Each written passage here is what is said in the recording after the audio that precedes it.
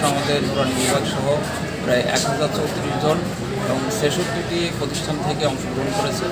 আমি আমার এই মেয়ের স্মৃতিকে ধরে রাখার জন্য এবং এটাকে চালু রাখার জন্য আলমডাঙ্গাবাসী, বিশেষ করে আলমডাঙ্গার বিভিন্ন শিক্ষা প্রতিষ্ঠান প্রধান এবং যারা শিক্ষাবিদ সুধীমহল সবার সহায়তা কামনা করছি। আসসালামু আলাইকুম। ধন্যবাদ। আমি ডাক্তার আব্দুল্লাহ আফিয়ান ফাউন্ডেশনের সদস্য হিসেবে দায়িত্ব পালন করছি।